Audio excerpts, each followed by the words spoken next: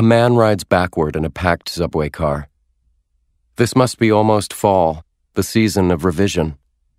I picture him in the thick of bequest, tunneling beneath the I Will city, the world's 25th biggest urban sprawl, one wedged in the population charts between Tianjin and Lima. He hums some calming mantra to himself, a song with the name Chicago in it, but the train drowns out the tune. He's just 32, I know, although he seems much older. I can't see him well at first, but that's my fault, not his. I'm years away, in another country, and the L car is so full tonight that everyone's near invisible. Look again. The whole point of heading out anywhere tonight. The blank page is patient, and meaning can wait. I watch until he solidifies. He cowers in the scoop seat, knees tight and elbows hauled in. He's dressed for being overlooked, in rust jeans, maroon work shirt, and blue windbreaker with broken zipper. The camouflage of the non-aligned, circa last year. He's as white as anyone on this subway gets. His own height surprises him. His partless hair waits for a reprimand, and his eyes halt midway between hazel and brown. His face is about 6 centuries out of date. He would make a great Franciscan novice in one of those mysteries set in a medieval monastery. He cups a bag of ratty books on his lap. No, look harder. A ruggedized plastic sack inscribed with bright harvest cornucopia that issues the trademarked slogan, "Total satisfaction," plus so much more. His spine curls in subway contrition, and his shoulders apologize for taking up any public space at all. His chin tests the air for the inevitable attack that might come from any direction. I'd say he's headed to his next last chance. He tries to give his seat to a young Latina in a nurse's uniform. She just smirks and waves him back down. Early evening, 4 dozen feet below the city on the make. Every minute, the train tunnels underneath more humans than would fit in a fundamentalist's heaven. Above ground, it must be rainy and already dark. The train stops and more homebound workers press in, trickling September drizzle. This is the 5th year since the number of people living in cities outstripped those who don't. I watch him balance a yellow legal pad on his toppling book sack. He checks through the pages, curling each back over the top of the pad. The sheets fill with blocks of trim handwriting. Red and green arrows, nervous maneuvers and countermaneuvers swarm over the text. A forest of strap hangers hems him in. Many are wired for sound. A damp man next to him drips on his shoes. Humanity engulfs him. Phone receptionists for Big 4 accounting firms. Board of Trade pit bulls burned out by 28. Market researchers who've spent days polling focus groups on the next generation of portable deionizers. Purveyors and contractors, drug dealers, number crunchers, busboys, grant writers. Just brushing against them in memory makes me panic. Advertisements crown the car's walls.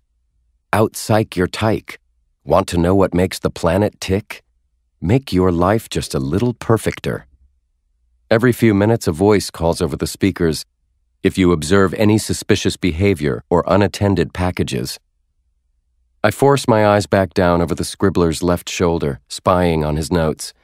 The secret of all imagination. Theft. I stare at his yellow legal pages until they resolve. They're full of lesson plans. I know this man. He's been fished from the city's adjunct teacher pool, an 11th hour hire, still working on his first night's class even as the train barrels toward his South Loop station. The evidence is as clear as his all-caps printing. Ethics has wrecked his life, and this fluke part-time night job is his last hope for rehabilitation. He never expected to land such a plum again. Death and resurrection. I know this story, like I wrote it myself. The train wags, he pitches in his seat, and I don't know anything. I stop deciding and return to looking. A heading on the top of his pad's first page reads, Creative Nonfiction 14, Section RS, Journal and Journey.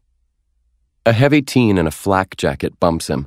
He squeezes out a retreating smile. Then he resumes drawing red arrows, even now, 2 subway stops from his first night's class.